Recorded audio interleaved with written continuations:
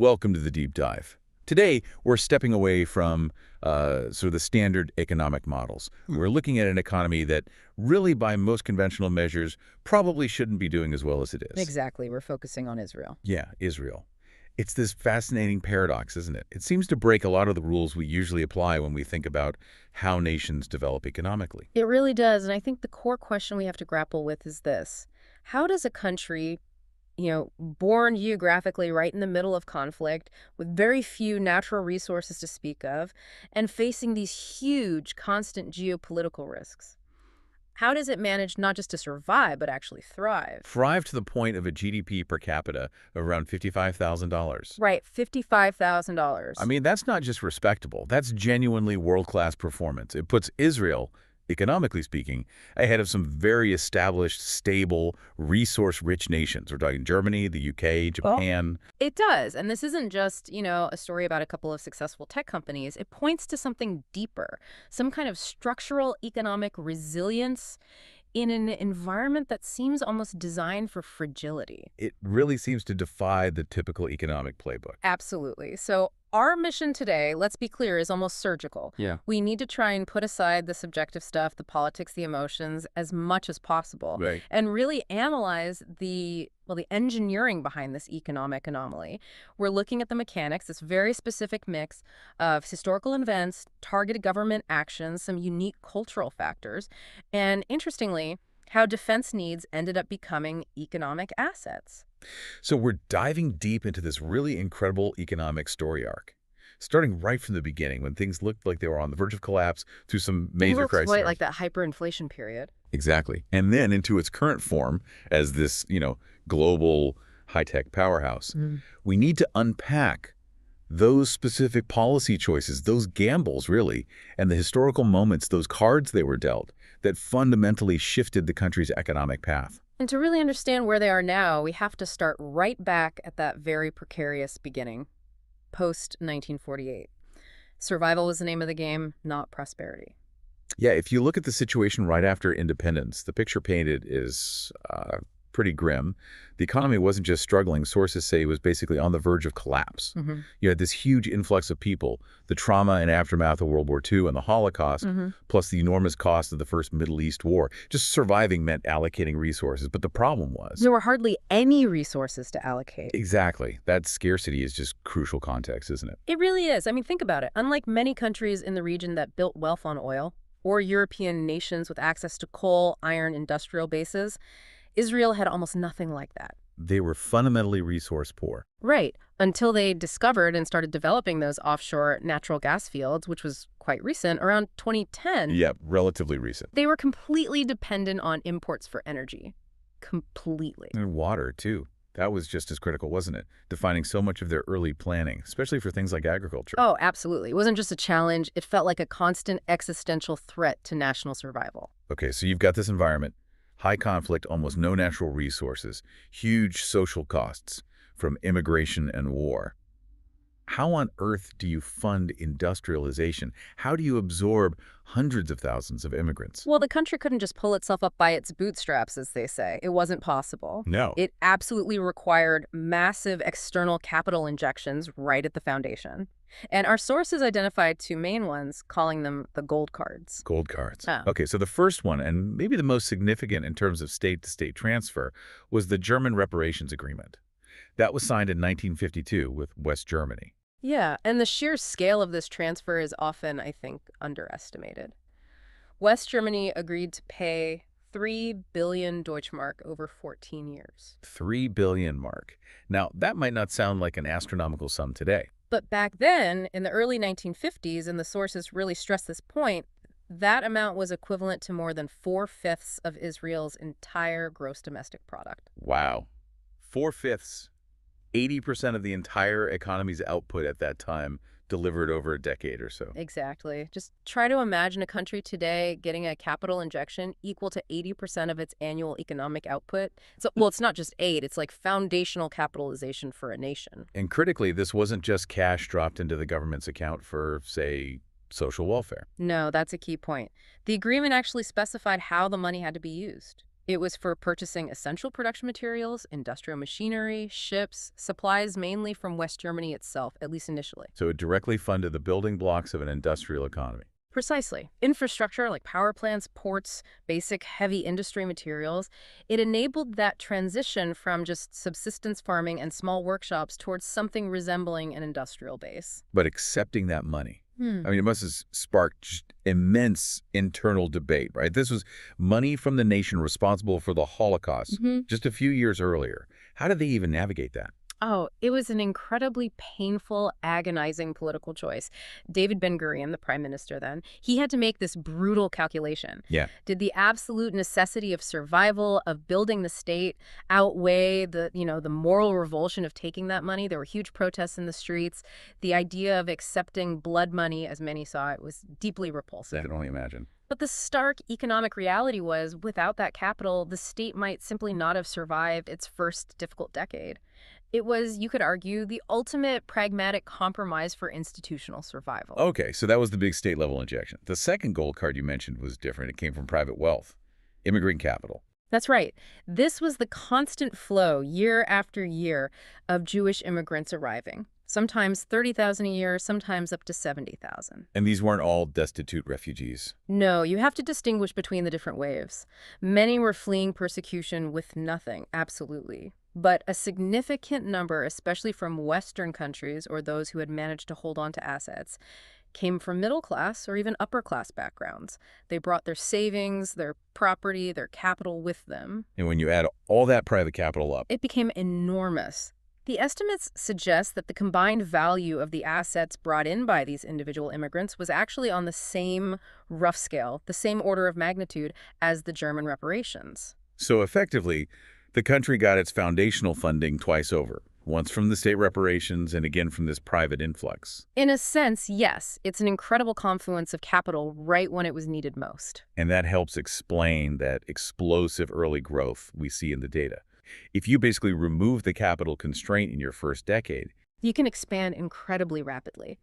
The sources show that average annual GDP growth was hitting over 10% during those initial years. amazing. Yeah. So with that capital, what industries did they build? What could they even do, given the lack of resources? Well, they focused on things that were high value, relatively mobile, and didn't need huge amounts of local raw materials. Right.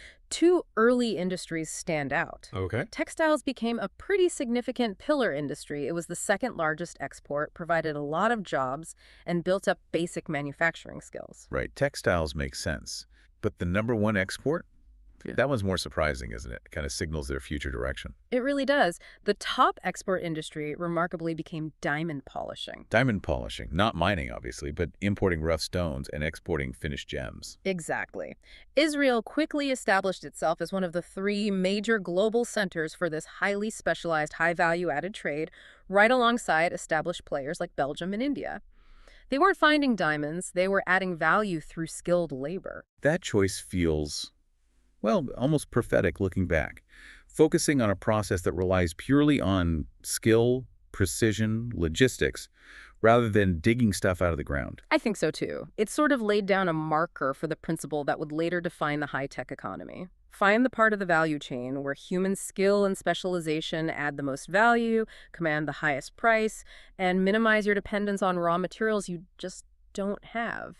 But that early growth built on those foundations turned out to be incredibly vulnerable, especially when global geopolitics hit hard. Right, the stability they built up in the 50s and 60s. It was basically shattered by the Yom Kippur War in 1973, wasn't it? Yes, that war kicked off a truly devastating decade for the Israeli economy, culminating in that terrifying hyperinflation crisis. The war itself must have been incredibly expensive fiscally. Astronomical. But the economic fallout was massively amplified by what came next. The reaction from the Arab oil-producing countries acting through OPEC. The oil embargo. Exactly. The world felt that shock almost immediately. OPEC slapped a year-long oil embargo on countries they saw supporting Israel. That included the U.S., the U.K., Canada, and of course, Israel itself. And global oil prices.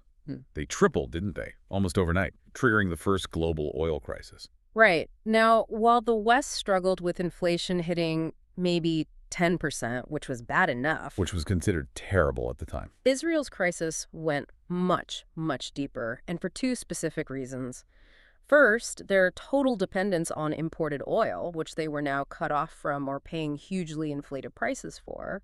And second, just the staggering cost of the war itself. How much are we talking? How much did the war cost relative to the economy? The sources are pretty stark on this. Israel was forced to spend something like 30%, 30, of its entire national output, its GDP, on the war effort around that time. 30% of the whole economy just on war.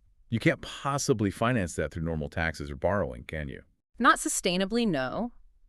When a government needs that much money that quickly, and it's also facing an energy crisis, there's really only one desperate measure left in the toolkit. Printing money. Printing money and borrowing heavily, essentially forcing the central bank to finance the deficit. This ignited a vicious spiral. By 1984, the full horror of hyperinflation was upon them. Inflation hit 450% annually. 450%. Just wrap your head around that. A loaf of bread costing $1 today would cost, what, $5.50 next year? Your money just evaporates in your hands. Savings become meaningless. What was daily life like during that period? They call it the lost decade. It completely distorted society. People stopped saving. Obviously, why would you if your money lost value every single month? Wages had to be renegotiated constantly, sometimes monthly, even weekly, just trying to keep up with prices that were galloping ahead. Investment must have just dried up. Completely. Who could plan for the future? Who could make a rational business decision when you had no idea what your costs or the value of your revenue would be next month? The economy stopped being a marketplace and became this chaotic scramble to turn currency into anything tangible, anything real, as fast as possible. It was genuinely threatening the social fabric. So things were spiraling towards potentially hitting four-digit inflation, 1,000% or more. Something drastic had to be done. A real fire break was needed. And this is where Shimon Peres comes into the story. He became prime minister in 1984, right at the peak of the crisis, and essentially acted as the fire rescue captain. Right. His government implemented this emergency stabilization plan that many economists look back on as maybe the most critical economic intervention in Israel's modern history. He had to be incredibly decisive, even ruthless. The goal wasn't just to slow inflation, it was to break the psychology of inflation immediately and permanently. His plan had three main parts, all working together. The first was immediate, harsh fiscal austerity. We're not talking about trimming the edges here. No. This was deep, painful cutting. Peres imposed incredibly strict controls on all government spending. He slashed government borrowing dramatically. The numbers are pretty shocking when you look back. Yeah. The ratio of government spending to GDP, which had ballooned, was cut almost in half in just 3 years. It went from something like 280%, just crippling levels, down to more manageable territory. Why was that so crucial, stopping the government spending? Because it stopped the government constantly running to the central bank, demanding it print more money to cover the budget deficit. It cut off the fuel source for the inflation. Okay, so step one, cut government spending drastically. What was the second pillar? This sounds like the more long-term fix. It was, and arguably the most important institutional change. It tackled the root cause, stopping politicians from ever being able to easily resort to the printing press again. This was the push for central bank independence. Making the Bank of Israel independent from political control. Completely independent. It was a remarkable act of political self-restraint, really. Peres's government changed the law so that the Bank of Israel's only primary legal mandate was price stability controlling inflation. So it couldn't be pressured by the government to, say, fund a war effort or finance popular spending programs by printing money. Exactly. By insulating the central bank from those short-term political pressures, they basically built a permanent firewall against future government-induced monetary chaos. It was a long-term commitment to sound money, regardless of who was in power. Okay, so austerity cut the immediate fuel, central bank independence built the long-term firewall. But they still needed something to stop the runaway train right now, didn't they? To break that expectation that prices would just keep soaring. That was the third pillar. Yeah. Immediate and frankly painful direct controls on the market. Interest rates were jacked up not gently, but dramatically, Right. sometimes hitting 100% on certain loans to just kill off credit demand. And politically, this was maybe the toughest part. Peres had to use all his influence, all his negotiating skill, to persuade the very powerful labor unions to accept temporary but mandatory price controls and strict limits on wage increases. So everyone had to take some pain. Businesses couldn't raise prices freely. Workers couldn't demand full wage hikes to match past inflation. Exactly. It was like hitting the emergency brake. Everyone felt the jolt, but it stopped the accelerating spiral dead in its tracks. It froze expectations. So a triple shock therapy. Cut government demand for money, make the bank independent forever, and freeze the market temporarily to reset psychology. That's a good way to put it. And the results were, honestly, almost miraculous, given where they started. Inflation that was roaring at 450% Yeah. was brought down below 20% in less than 2 years. Incredible. From 450 to under 20 in 2 years. It stabilized the entire economy, it restored trust in the currency, allowed long-term interest rates to come down eventually, and crucially, it created the stable macroeconomic foundation, the predictability that was absolutely essential for the next phase. The private investment boom, especially in tech, that was about to take off in the 90s. It's just a powerful lesson, isn't it? That sometimes achieving long-term economic health requires incredibly difficult, unpopular political decisions in the short term.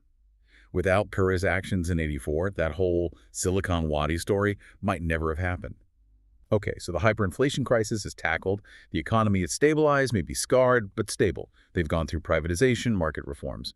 But now Israel faces a new problem heading into the 1990s globalized world. Yeah, how do you compete? They couldn't rely on cheap labor. They weren't that kind of economy anymore. And they still had virtually no natural resources. So the strategic path they chose was, well, it sounds almost like a buzzword, but they went all in on innovation. Right. Now, lots of countries talk about fostering innovation. But Israel's commitment, when you look at the numbers and the policies, was on a totally different level. It was quantifiable, it was deliberate. And the results have been pretty extraordinary. It's earned them that nickname, the Silicon Valley of the Middle East, or Silicon Wadi. Let's put some real numbers on that claim, because they are quite startling. We often hear the stat about Israel ranking first globally in startups per capita. Okay, that's impressive. But it's the venture capital figures that really jump out. They're staggering. The sheer amount of venture capital money flowing into Israeli startups per person is something like 28 times the level in the United States. 28 times the U.S. level per capita. That concentration of risk capital is just intense. It completely reshapes an economy. And then look at where these successful tech companies often end up. In terms of listings on the Nasdaq exchange in the U.S., Israel is second only to the U.S. itself and China, ahead of every European country, ahead of Japan, South Korea. So clearly a powerhouse in creating valuable tech companies. But here's an interesting wrinkle the sources bring up. The government's first attempts to just directly fund this innovation, they didn't work. That's right. It's a fascinating lesson in government limitations. In the late 80s, the initial idea was pretty standard government thinking. Let's set up funds, give out money, maybe loans to bright young entrepreneurs. Sounds reasonable on paper. But these early government-backed startups mostly just crashed and died, as one source puts it. The state learned pretty quickly and painfully that this direct approach wasn't working. Why not? What was the fundamental problem? I think they hit two core realities. First, tech startups, especially successful ones, need potentially huge amounts of follow-on funding, Series A, B, C, D rounds. Yeah. The government just couldn't afford to keep bankrolling potentially hundreds of companies indefinitely. Okay, the deep pockets issue. But maybe more importantly, they realized that government agencies, bureaucrats, they're just not equipped to pick winners in the tech world. They can't really assess the market potential, the technical risk, the management team quality in the same way professional investors can. So the government isn't good at being a venture capitalist. Essentially, no. So the strategy had to shift. It moved away from direct funding towards becoming a catalyst. The goal became, how do we create an environment so incredibly attractive that the real experts, the professional VCs from overseas, will choose to come to Israel and invest their money and their expertise despite all the perceived geopolitical risks? That makes sense. You need to overcome that risk premium. Why would a VC in New York or London choose Tel Aviv over, say, Boston or Berlin, unless there was a compelling reason? Exactly. They needed a massive, almost irresistible incentive to lure that international capital and, crucially, the expertise that came with it. And that leads us right to this very specific, very calculated gamble. The Yozma program, launched in 1993. The name itself, Yozma, means initiative in Hebrew, right? Yes, it captures that proactive spirit. Yozma was really a masterclass in using government money not just to fund, but to de-risk private investment and essentially import a world-class VC ecosystem. Okay, so how did it actually work? What was the mechanism that was so attractive? The government put aside $100 million for the program. They didn't invest it all directly. Instead, they used most of it, about $80 million, to help set up 10 separate, privately managed venture capital funds. 10 funds, okay. Mhm. And the structure of these funds was the clever part. That was the absolute key. Let's take a typical Yozma fund. Maybe it was capitalized at $20 million total. The government would put in 40% of the money, so $8 million in this example. Right. But, and this is crucial, they required that the remaining 60%, the $12 million, had to come from established professional foreign venture capital firms. And those foreign VCs got management control of the fund. So the experienced managers were in charge, using partly government money. But where's the irresistible incentive, the free lunch part we hear about? Here it is. If the fund did well, if its investments were successful, the foreign investors kept all the profits generated by their 60% share. Standard enough. But they also got the option to buy out the government's 40% share very cheaply. How cheaply? Usually just by paying back the government's original $8 million, maybe with a tiny bit of interest. So effectively, the foreign VC got the potential upside of 100% of the successful investments, while only putting in 60% of the initial capital. The government took the early risk and gave away most of the potential profit. That sounds incredibly generous. Mhm. What about the downside? What if the fund lost money? The government cushioned that too. If the fund failed, the structure ensured the foreign investors would get some of their capital back before the government got anything. The state acted as a silent, risk-absorbing junior partner. So heads of the foreign VC wins big, tails the government absorbs a lot of the loss. Pretty much. The government's explicit goal here wasn't to make a quick profit on its $100 million. It was strategic. It was paying to attract top global VC talent, to teach them the Israeli market, to show them the potential, and ultimately to import that professional investment culture and have it take root. But you have to ask, was this basically the government admitting it failed at direct funding and just paying foreigners an enormous premium to learn how to do VC properly? Was that price tag worth it? It's a fair critique. They absolutely gave away huge potential future profits, but you have to weigh that against the alternative, which was potentially remaining stuck, not building that high-tech ecosystem. And the results suggest the price was worth it because the impact was immediate and transformative. How so? Of those first 10 Yozma-backed funds, 6 of them generated annualized returns of over 100%. 100% return per year. Yes.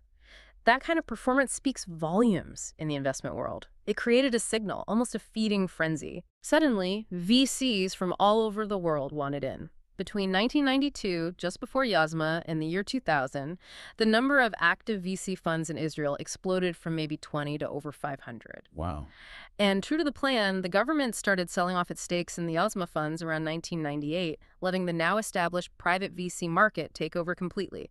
Yozma basically jump-started the whole ecosystem and then got out of the way. Okay, so that explains the flood of capital and expertise, but it leads to another common observation. Yeah. Why don't we see more giant, globally recognized Israeli tech companies like a Google or an Amazon?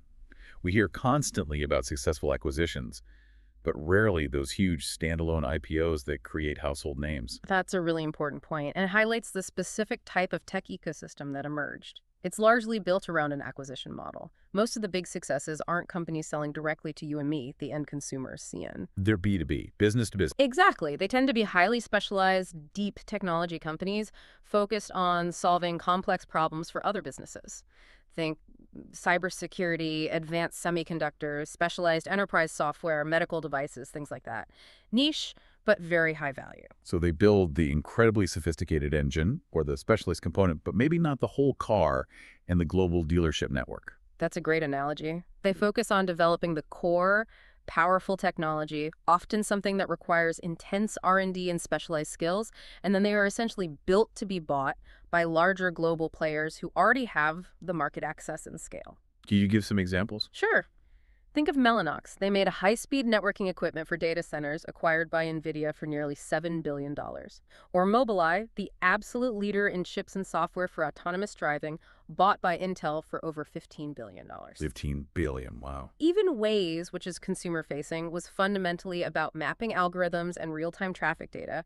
Google bought them for $1.3 billion to integrate that tech into Google Maps. So from the perspective of the Israeli founders and their VC backers, why is this build-to-be-acquired path often preferable to trying to go it alone, aiming for a massive IPO and becoming the next global giant? It often comes down to a pretty rational, cost-effective calculation. To build a truly global consumer brand or even a global enterprise sales force from scratch, Yeah. it's incredibly expensive. Marketing, distribution support. Exactly. Building that massive body, as you put it, requires huge amounts of capital, years of effort, and crucially, proximity to the major markets, primarily the U.S. For investors in Israel, it's often far more profitable and quicker to develop world-beating niche technology and then sell the whole company to a U.S. tech giant that already has that global reach and can plug the Israeli innovation into its existing machine. It's like a strategic specialization then. Mhm. Israel focuses on being the world's R&D lab, the incubator for breakthrough tech, and effectively outsources the costly global scaling and marketing part to the established giants, mostly in the U.S. It seems to function largely that way, yes. It's become a very efficient division of labor within the global tech ecosystem. And as we'll see, it also aligns remarkably well with the kind of talent produced by Israel's unique cultural and military structures. Okay, so we've got the stabilization after the crisis. We've got the USMA model bringing in capital and expertise. But policies and money are just the framework, right? The engine itself needs fuel. And in Israel's case, that fuel seems to be a very particular kind of human capital driven by some deep cultural factors. Right. Let's start with something more tangible first. The government's own commitment to research and development. That R&D spending must be pretty high to sustain this innovation focus. It's actually the highest in the world as a percentage of GDP. Israel invests about 5.9% of its GDP directly into R&D. 5.9%. How does that compare? Well, it leads the OECD comfortably. It's even higher than South Korea, which is famous for its R&D investment, and sits around 5%. This level of spending creates an environment where breakthroughs are more likely, especially when they're driven by national needs. Like the classic example everyone points to, drip irrigation technology, developed out of the absolute necessity of dealing with chronic water scarcity. Exactly. That technology, delivering water precisely and slowly right to the roots, didn't just help Israel survive, it revolutionized agriculture globally. It perfectly illustrates that necessity is the mother of invention dynamic, amplified by serious R&D funding. But beyond the government spending, there's this deeper cultural element the sources talk about, a unique blend. Yeah, it's described as this interesting combination. On one hand, you have a deep cultural reverence for education and intellectual achievement, perhaps similar to what you see in some high-performing East Asian cultures. Right. But that's combined with something else. An equally intense focus on business, on entrepreneurship, a strong streak of self-reliance, and maybe even a higher tolerance for risk-taking. Where does that combination come from historically? A lot of analyses trace it back to the long history of the Jewish diaspora. For almost 2,000 years, Jewish communities often lived as minorities, sometimes facing restrictions on land ownership or joining guilds or the military. So they had to rely on other skills. Exactly. Survival often depended on portable skills. Literacy, numeracy, trade, finance, building international networks. It fostered a mindset that valued adaptability, shrewdness, and yes, understanding business and taking calculated risks because stability couldn't always be taken for granted. And that historical experience shapes present-day cultural values. There was an anecdote in the sources comparing parental advice. Yeah, it's a generalization, of course, but it makes a point. While some cultures might emphasize getting a stable job in a big company or the civil service, the anecdote suggests that a common theme in many Jewish households might be more along the lines of go into business, figure things out, make money, buy low, sell high, a real push towards entrepreneurial paths. Which would naturally channel talented, educated people towards starting their own companies. Precisely the kind of talent pool you need for a vibrant VC-fueled startup economy. And we see echoes of this in broader socioeconomic data, too, even outside Israel. There was a U.S. study, I think from 2014, that found 44% of Jewish adults in the U.S. reported household incomes over $100,000, compared to 19% for the general U.S. population at the time. It points to a high concentration in professional and entrepreneurial fields. And then you add Israel's law of return into that mix, that the policy granting citizenship to Jews from anywhere in the world. That allows for rapid concentration of talent, doesn't it? It's been a huge factor. The most dramatic example was after the collapse of the Soviet Union in the 1990s. Almost 1 million Soviet Jews emigrated to Israel. 1 million people Yeah. in a country that small. Yeah, it was a massive influx, maybe 20% of the total population at the time. And critically, many of these immigrants were highly educated engineers, scientists, doctors, academics. They provided an enormous, almost overnight boost to the human capital base, just as the country was pivoting towards needing exactly those high-tech skills. Okay, so on one side, you have these powerful cultural and demographic forces turbocharging the innovation engine. But then there's this other side, this major internal demographic reality that poses a huge and growing economic challenge. Yes. This is probably the most significant internal tension for Israel's future economic path. It revolves around the ultra-Orthodox community, the Haredim. Right. Let's unpack this carefully. First, Israel has a remarkably high fertility rate overall, doesn't it? It does, about 3.0 children per woman, which is way above any other developed OECD country. This gives it a strong demographic foundation, unlike many aging Western nations. But That high average is overwhelmingly driven by one specific group. yes, by the Haredi community, where fertility rates are much higher, often 6 or 7 children per family. Currently, they make up around 10–12% of Israel's population. But because of that high birth rate, their share of the population is projected to grow significantly. Dramatically. Projections suggest they could be 25%, maybe even close to a third of the population within the next 40 to 50 years. And this rapid growth creates a very unique structural economic burden. What's the core of that economic challenge? It primarily stems from labor force participation, particularly among Haredi men. Traditionally, many Haredi men dedicate their lives primarily to full-time religious studies, studying the Torah and Talmud in yeshivas. So they don't participate in the mainstream workforce. A large proportion do not. The statistics vary, but sources consistently show that well over half of Haredi men of working age are not employed in the regular economy. Their view is often that religious study is their fundamental contribution and duty. Which leads to high poverty rates within the community. Yes. Consequently, estimates suggest around half the Haredi community lives below the poverty line, despite the high overall national income. And this non-participation, this focus on religious study, it's actually supported financially by the state. It is. The government provides significant subsidies and stipends to yeshivas and to support families where the men are primarily engaged in religious study. We're talking billions of dollars annually, maybe $3 to $4 billion is often cited specifically allocated for these purposes. So as the Haredi population grows rapidly, the fiscal burden on the rest of the population, the secular and modern Orthodox Jews who are working and paying taxes, particularly in that high-tech sector, increases significantly. It increases dramatically year after year. It creates this growing dependency ratio. And there's another layer of tension too, isn't there, regarding military service? Yes, Haredi men have historically received exemptions or long deferrals from Israel's mandatory military service, which, as we'll discuss, is actually a crucial pathway into the high-tech sector for many secular Israelis. So that creates not just an economic imbalance, but also significant social and political friction. Resentment from those who do serve and pay the taxes. Absolutely. It's a major source of conflict in Israeli society and politics. There have been numerous attempts over the years by various governments to encourage more Haredi integration into the workforce through vocational training, subsidizing secular education, or even trying to enforce some form of military or national civil service. But those efforts often face strong opposition. Very strong opposition, often from the powerful Haredi political parties themselves. And because Israel's coalition governments frequently depend on the support of these parties to maintain a majority in parliament, They have significant political leverage to resist changes that would alter their community's lifestyle or subsidies. exactly. It creates this ongoing political trade-off. Maintaining government stability often means preserving the status quo regarding Haredi funding and exemptions, but that comes at the cost of long-term economic efficiency and potentially exacerbates social divisions. It raises a really fundamental question then.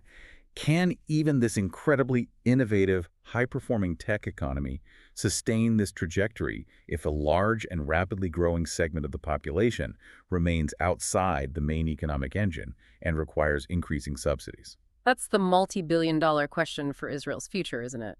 It's the ultimate internal paradox. The economic miracle is driven by secular innovation and participation, but the demographic growth is heavily weighted towards the segment that participates least in that economy. Without some kind of major breakthrough on integration or participation, the math of that growing fiscal burden looks increasingly unsustainable in the long run, especially when you layer on the country's other major unavoidable cost. Which brings us neatly to the military. The elephant in the room, perhaps. It's obviously this immense cost driven by geopolitical necessity, but paradoxically, it also seems to function as a significant economic asset in several ways. It really does play this dual role. Let's start by just acknowledging the scale of the cost because it is huge. Israel's defense spending is consistently high, currently around 4.5% of its GDP. How does that compare globally? Well, the world average is about 2.3%. The U.S., which also spends a lot, is around 3.5%. So 4.5% is a very heavy burden, year in, year out. And we should also mention the role of external aid here, particularly from the U.S. Absolutely. You can't discuss Israel's economy, especially historically, without acknowledging the massive U.S. military and economic assistance. It totals over $150 billion since World War II, making Israel one of the largest recipients ever. And that aid must have been particularly vital during crises like the hyperinflation period. Incredibly vital. That roughly $1.6 billion a year in military aid during the 70s and 80s provided crucial hard currency and a degree of stability when the domestic economy was basically imploding. But beyond just receiving aid, the Israeli military itself has evolved into a core part of the economic machinery. Okay, so how does spending so much on defense translate into an economic benefit, beyond the obvious function of, protecting the country and its assets? One major way is through the development of a highly sophisticated indigenous arms industry. Born out of necessity, they couldn't always rely on buying exactly what they needed from others. Israel developed its own advanced military technology. And now they sell that technology globally. Big time. Drones, missile defense systems like Iron Dome, cybersecurity technology, advanced electronics, surveillance systems. Israel has become a major global arms exporter. Those exports grew dramatically, from about $2.5 billion back in 2000 to around $12.5 billion in 2022. $12.5 billion in arms exports. That's significant revenue. But the sources highlight another, maybe more subtle, macroeconomic benefit. This industry acts as a kind of counter-cyclical hedge. What does that mean exactly? Okay, so a counter-cyclical industry is one that tends to do well when the rest of the economy is doing poorly. Think about Israel's main economic engine now, high tech. Right. Very dependent on global markets, investment, consumer spending, especially in the U.S. Exactly. So if the world economy dips into recession, demand for tech services might fall, venture capital might dry up, and Israel's main engine suffers. That's cyclical. Okay. But think about what often happens during periods of global instability or economic downturn. Geopolitical tensions can rise, conflicts might flare up. And demand for weapons and security technology goes up. Precisely. So when the global economy is shaky and Israel's regular tech exports might be hurting, its arms industry often sees a surge in orders. That $12.5 billion figure for 2022, for instance, coincided with the start of the war in Ukraine and increased global uncertainty. So the arms sales provide a revenue stream that often moves in the opposite direction to the general economic cycle. Exactly. It helps to smooth out the economic fluctuations caused by Israel's inherent vulnerability to global downturns and its own regional instability. It's a hedge against risk, albeit one born from a very challenging reality. It is a stark irony, isn't it? Managing the financial risks of constant geopolitical threat, partly by exporting the tools used in conflict. But there's another, maybe even more direct way the military fuels the economy, as this incredible talent incubator. Specifically through units like the famous Unit 8200. Yes, Unit 8200. This is the elite signals, intelligence, and cyber warfare unit of the Israeli Defense Forces, IDF. Highly secretive, technically incredibly advanced, it functions essentially as probably the world's most intense high-stakes technology boot camp. And the amazing thing is, this is part of their compulsory military service system, right? They're taking kids, basically 18 to 21-year-olds, and forging them into world-class tech experts in just a few years. The selection and grooming process starts even earlier. It's quite systematic. The IDF's Intelligence Corps runs nationwide screening programs, identifying mathematically gifted and computer-savvy high school students, sometimes as young as 14 or 15. Really? That early? Yes. These promising kids are often guided into specialized pre-military programs or high school tracks that focus heavily on Programming, networking, cybersecurity fundamentals, essentially pre-training them for elite tech units like 8200. So by the time they actually start their mandatory 3-year service at age 18, they're already highly selected and prepped. The state is effectively subsidizing and directing the very top tier of tech education. And the training inside these units is intense. They're working on cutting-edge, real-world problems, managing complex projects under immense pressure, often with significant responsibility at a very young age. Crucially, they also build these incredibly tight-knit, high-trust networks with their peers. So they leave the military in their early 20s. Mhm. What skills do they bring with them? They emerge with not just top-tier technical skills in coding, data analysis, cybersecurity, etc., but also with this unique blend of discipline, leadership experience gained under pressure, a sort of militarized management style, and this invaluable built-in professional network of other highly capable alumni. And this constant stream of talent, tens of thousands of these highly trained, high IQ graduates, flows directly into the civilian high-tech sector. Directly, it's like a continuous state-funded conveyor belt of R&D talent and entrepreneurial potential straight into the Silicon Wadi. Do we see this reflected in the companies they found? Absolutely. The list of successful Israeli tech companies founded or co-founded by alumni of Unit 8200 and similar elite military tech units is staggering. We mentioned Waze earlier. Add to that Checkpoint Software, Palo Alto Networks, Wix, Cybereason. Many of the biggest names have roots in IDF tech units. These veterans bring not just the skills, but also maybe a mindset suited to startups, accustomed to tackling hard problems, taking risks. Definitely. A mindset shaped by necessity, trained to find solutions under pressure, and perhaps less risk-averse than people coming through more conventional career paths. It aligns perfectly with the startup culture. And it connects back to that B2B acquisition model we talked about too, doesn't it? The kind of deep, complex, often security-related problems that these military units specialize in solving. Are exactly the kind of niche, high-value B2B technologies that those large global tech companies are eager to acquire for billions of dollars. It creates this remarkably self-reinforcing cycle. So the military, initially just a necessity for national defense, unintentionally becomes this incubator that creates the specialized talent that drives the high-tech economy, which then generates wealth, some of which helps fund the military. It's quite a system. It closes the loop in a very unique and perhaps uniquely Israeli way. So when we look back over this whole journey from the almost agonizing reliance on German reparations and immigrant capital in the beginning, through the sheer political will needed to crush that hyperinflation. There's decisive actions. Exactly. And then that incredibly calculated, almost brazen risk of the Yozma project to kickstart the VC scene. It really doesn't feel accidental, does it? This economic success seems highly engineered. I think that's the key takeaway. It's not a story of gentle, organic growth fueled by abundant natural resources. It's a story of deliberate, sometimes extreme policy choices layered onto a very specific cultural bedrock, that blend of valuing education and entrepreneurial risk, all constantly sharpened by the pressures of geopolitical necessity. The sheer complexity we've sort of peeled back here is quite something. You've got this nation-balancing, world-leading innovation and impressive economic stats on one side, with the constant, massive cost of defense on the other. And, maybe most critically, this growing internal friction point, that demographic pressure from the rapidly expanding Haredi community. Yeah, that tension really stands out, doesn't it? The Haredi demographic trend seems like the key pressure point for the future. It really does. Because the high-tech engine relies so heavily on the skills and participation of the secular workforce, yet that same workforce is increasingly subsidizing a population segment that, for complex reasons, remains largely separate from that engine and from military service. Maintaining that balance requires constant, high-wire political maneuvering. It really makes you think differently about what constitutes a robust economy. Is it just about the headline GDP numbers?